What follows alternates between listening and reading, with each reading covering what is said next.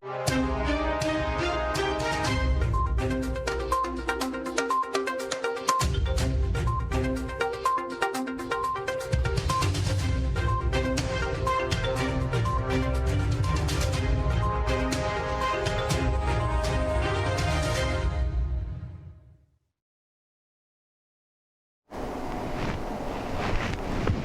pemirsa, apa kabar hari ini? Semoga selalu sehat di masa pandemi ini dan selalu bersemangat untuk menjalani aktivitas. Bagi pemirsa yang harus tetap bekerja di luar rumah, jangan lupa menggunakan masker. Hari ini program Berita News Point hadir menjumpai Anda bersama saya, Amirah Dinda. Selama 30 menit ke depan, News Point akan menyajikan berita terbaru seputar Universitas Brawijaya dan Malang Raya. Jangan kemana-mana, keep on our channel News Point.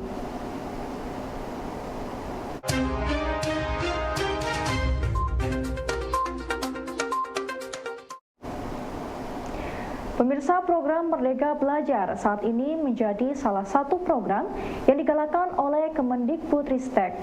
Menurut Nadiem Makarim, Merdeka Belajar merupakan program penting untuk membantu para mahasiswa dalam memilih dan menentukan karir yang akan dijalani di masa depan. Dengan adanya program Merdeka Belajar, mahasiswa diajak untuk belajar di luar kampus seperti magang, studi independen bersertifikat, melakukan proyek research, proyek kemanusiaan, serta proyek kewirausahaan. Di fase ini, adik-adik jauh lebih leluasa untuk belajar sesuai dengan minatnya masing-masing, sebagai bekal untuk menentukan arah masa depan. Apalagi sekarang ada program-program Merdeka Belajar Kampus Merdeka yang sudah berjalan 2 tahun dan diikuti oleh ratusan ribu mahasiswa di seluruh Indonesia. Dan saya yakin adik-adik tidak mau melewatkan kesempatan untuk merasakan serunya belajar di luar kampus. Mulai dari magang dan studi independen bersertifikat, melakukan proyek riset, proyek kemanusiaan, atau proyek wirausaha. Mengajar di daerah-daerah 3T, sampai ikut pertukaran mahasiswa di dalam dan luar negeri. Selain program-program belajar di luar kampus, kami juga mengundang para pakar untuk masuk ke kampus melalui program praktisi mengajar yang baru kami luncurkan tahun ini. Para ahli ini akan datang ke kelas, membagikan pengetahuan dan pengalaman mereka yang tentunya akan menjadi inspirasi bagi para mahasiswa. Program-program MBKM ini saya yakin akan sangat membantu adik-adik untuk mengenal apa yang sebenarnya menjadi minat dan ketertarikan kalian. Hal itu sangat penting untuk membantu menentukan karir adik-adik semua di masa depan. Bekerja sesuai dengan apa yang menjadi minat kita adalah satu kesempatan dalam hidup yang sangat berharga. Dan saya ingin semua mahasiswa di Indonesia bisa mendapatkan kesempatan itu. Jadi saya berharap adik-adik tidak melewatkan peluang emas ini. Cari tahu informasi tentang program-program MBKM dari ibu dan bapak dosen, dari kakak tingkat kalian yang sudah pernah ikut. Wakil Rektor Bidang Kerjasama Universitas Brawijaya menekankan bahwa mahasiswa UB harus berpikir lintas batas dan global. Berbicara sains dan teknologi harus berpikir borderless, sehingga mahasiswa UB harus siap berkompetisi dengan dunia internasional. Hal ini disampaikan saat memberikan materi Green Campus UB pada PKKMB hari ketiga. Kalau kita bicara Green Campus, itu berarti bukan kampusnya warnanya hijau, tapi di situ ada nilai bahwa kamu akan hidup dan punya tanggung jawab hari ini sampai besok yang akan datang, meskipun kamu nanti sudah mati. Ya, itu garis bawahi. Itu adalah nilai-nilai Green Campus. Berikutnya, nah, apa yang difokuskan? Ternyata banyak, ada critical thinking, ya, ada policy to be earth leader, ya, to be earth leader. Anda sekalian nanti akan menjadi to be earth leader. Tahu? Ini jahilun fil ardi khalifah.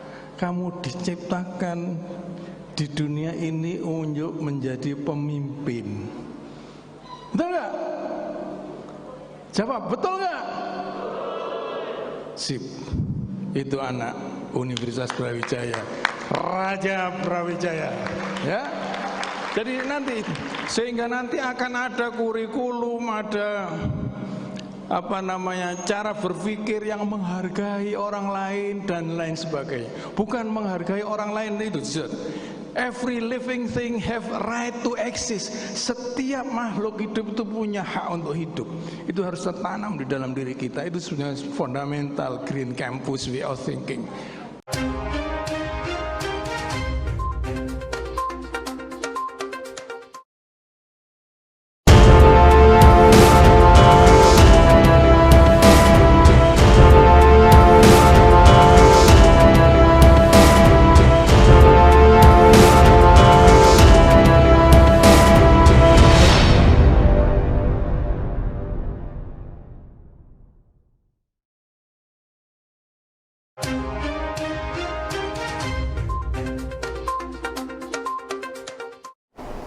Pemerintah dan Bank Indonesia resmi meluncurkan 7 pecahan uang rupiah kertas tahun emisi 2022 yang terdiri atas pecahan uang rupiah kertas 100.000, 50.000, 20.000, 10.000, 5.000, 2.000, dan 1.000.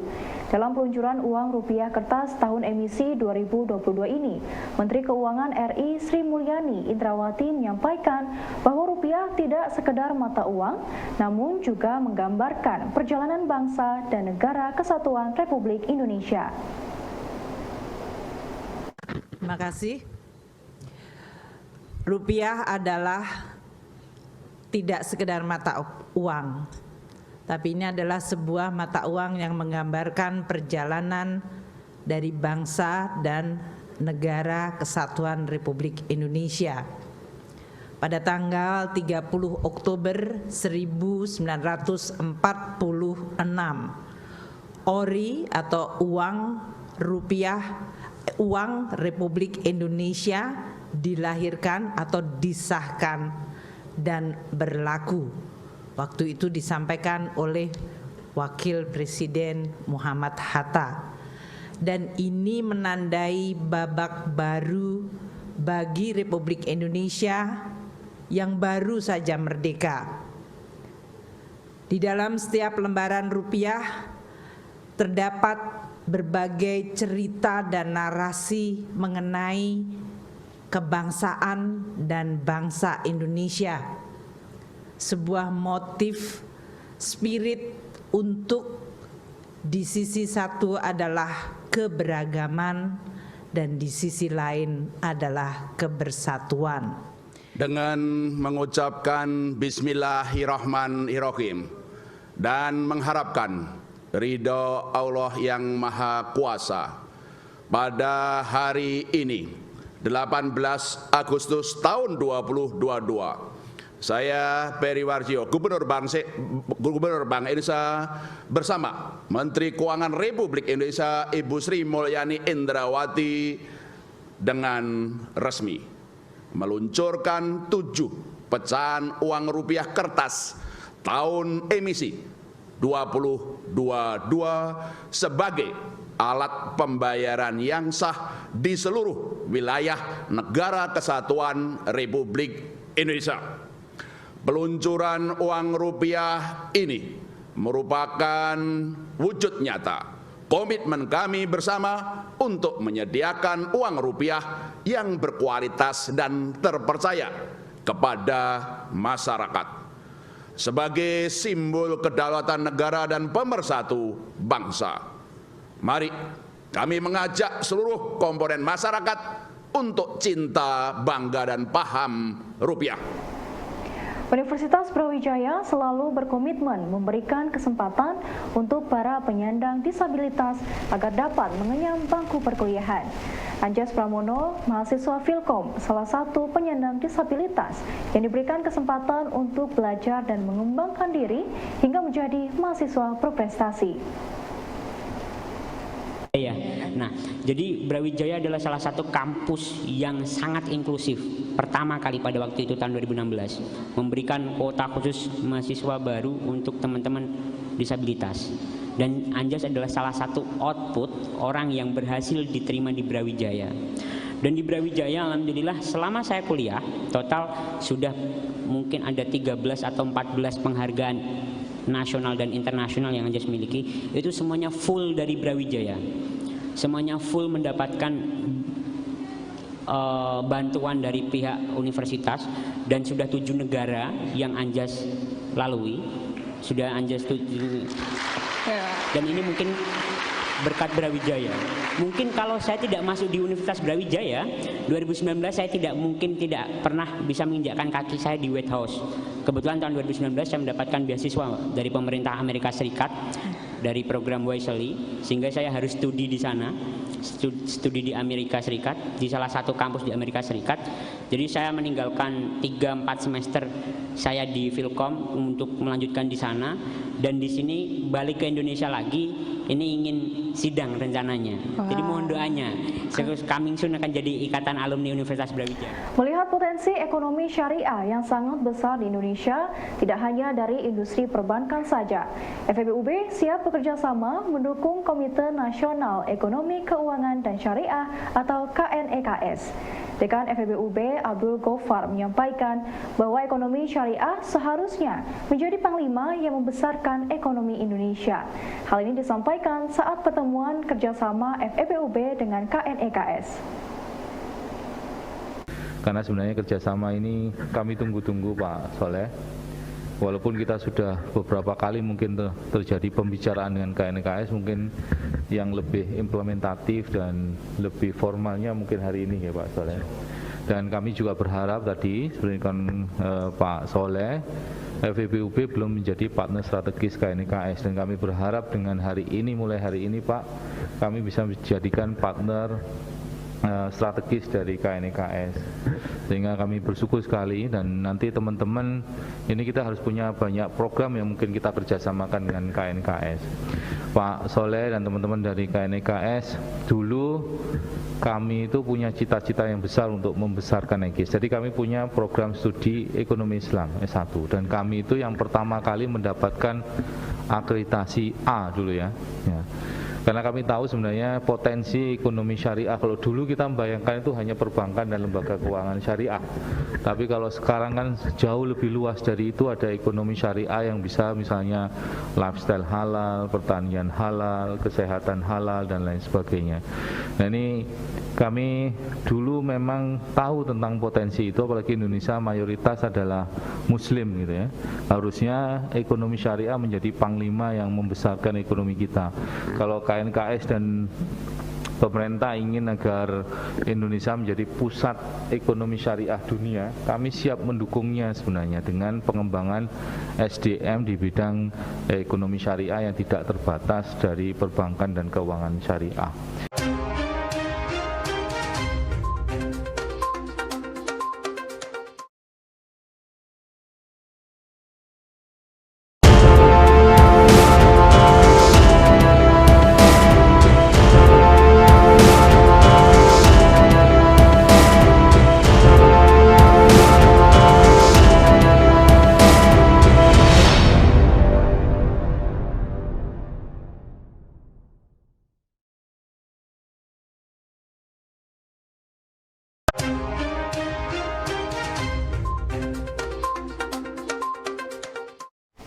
Mengidap penyakit osteogenesis imperfecta hingga 23 kali mengalami patah tulang, Anjas Pramono tidak pernah patah semangat untuk terus mengembangkan diri. Berkat semangat dan kegigihannya, kini ia telah berhasil mendirikan startup dan memiliki 17 karyawan. Menurutnya, kekurangan yang ia miliki merupakan skenario terbaik Tuhan agar ia dapat lebih bersyukur dan mencintai dirinya. Kak Anjas ini adalah salah satu mahasiswa prestasi di Universitas Brawijaya. Nah Kak, kan pasti nih dari semua perjuangan Kak Anjas pasti banyak banget lika-likunya, ups and down-nya. Tapi apa sih yang paling memotivasi Kak Anjas pada saat down-nya? Yang memotivasi justru bagaimana saya yang pertama karena orang tua ya. Coba bayangkan punya anak yang punya kelainan sangat langka sekali, osteogenesis imperfecta, 10.000 kasus di dunia, 95% di bawah usia 5 tahun penderitanya meninggal karena saking rapuhnya tulang itu. Jadi bagaimana bayangkan limitednya seorang Anjas Pramono, hanya 5% yang bisa bertahan, itu pun di dunia. Masa iya saya masih hidup gitu-gitu aja, ya kan? Itu yang menjadi permasalahan. Masa iya hidup Anjas tuh masih gitu-gitu aja. Nah, dari situ saya kemudian Tuhan sudah memberi amanah. Saya mengatakan amanah ya, bukan musibah. Karena semakin langka sebuah penyakit itu dan semakin keren. Karena saya tetap bisa survive hingga di usia 24 tahun. Sekarang saya sudah mempunyai bisnis sendiri. Saya mempunyai 14 karyawan yang dimana 3 seorang karyawan saya ada disabilitas. Saya mempunyai startup sendiri. Dan alhamdulillah minggu kemarin kita dapat pre-seed funding dari Telkomsel. Dan itu berkat salah satunya di Universitas Brawijaya, bagaimana saya dibukakan aksesnya, bagaimana saya mendapatkan kesempatan untuk disamaratakan, inklusivitas untuk mendapatkan pendidikan. Dan saya harap suatu saat 2, 3, 4 tahun lagi ada Anjas-Anjas lain yang bisa meniru jejak langkah Anjas, tidak mempedulikan bagaimana kondisi fisik, dan saya yakin Brawijaya akan tetap bisa mengudara di langit Indonesia. Dalam dunia perkuliahan, pergerakan sangatlah penting. Mahasiswa baru sudah waktunya untuk menentukan dan memahami apa saja yang akan dilakukan selama berkuliah. Dalam pergerakan, seorang mahasiswa tidak hanya dituntut untuk turun ke jalan atau mengkritik pemerintah saja, namun juga wajib menentukan inovasi terhadap permasalahan yang terjadi. Kalau kita melihat dari pergerakan secara maknawinya adalah bagaimana ada suatu gerakan, makanya dinamakan suatu pergerakan. Namun di dalam dunia mahasiswa, pergerakan ini sangatlah penting, teman-teman. Pergerakan ini tidak hanya dipandang dari bagaimana kita turun ke jalan. Pergerakan ini tidak hanya bagaimana kita mengkritik pemerintah, tapi ketika teman-teman sudah menentukan sikap untuk menjadi akademisi, untuk menjadi seorang pengabdi, untuk menjadi seorang pencipta suatu inovasi-inovasi baru, maka itu juga disebut sebagai pergerakan, teman-teman. Dan saya sudah juga memahami bahwasanya setiap individu dari teman-teman memiliki satu minat dan bakat yang berbeda-beda. Yang artinya ketika nantinya itu teman-teman kuliah, pastikan akan ada semacam kehidupan baru di hidup teman-teman, atmosfer baru di kampus. Dan terkadang disitulah teman-teman menentukan suatu sikap di mana minatku. Dan pada saat di pengenalan kehidupan kampus seperti ini, harusnya teman-teman juga mulai mencatat atau bahkan memahami, kira-kira aku akan ngapain selama kuliah di Brawijaya? Kira-kira aku akan membuat suatu inovasi apa selama kuliah di Brawijaya? Namun perlu dipahami, teman-teman, meskipun saya sudah menjelaskan bahwasanya pergerakan itu tidak hanya bagaimana kita turun ke jalan, namun ketika nantinya ada satu permasalahan yang itu menyangkut satu pemerintah atau menyangkut suatu instansi-instansi yang lain, kita sebagai mahasiswa yang memiliki satu pengalaman akademik lebih daripada teman-teman yang tidak merasakan kehidupan kampus, maka teman-teman juga wajib untuk menemukan inovasi dari solusi-solusi permasalahan tersebut. Misalkan yang terakhir tentang RKUHP, tentang bagaimana RKUHP ini ada beberapa poin, tidak semua poin ya, tidak semua poin itu bermasalah. Ada beberapa poin yang bermasalah. Bagaimana kita sebagai mahasiswa yang tatarannya kita ada seorang akademisi, kita mau mengkritisi itu. Dan jangan takut untuk menyuarakan satu pendapat, teman-teman. Karena mau bagaimanapun dunia perkuliahan itu sangat berbeda dengan dunia SMA. Di SMA kita diberikan satu materi dari guru kita hanya tinggal mendengarkan.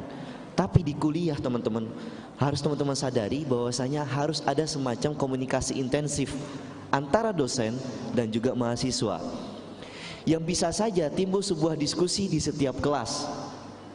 Jadi dosen memberikan satu materi, kemudian teman-teman mungkin mengetahui informasi lebih tentang materi itu, maka diperbolehkan bagi teman-teman untuk memberikan sanggahan, tapi dengan cara yang sopan.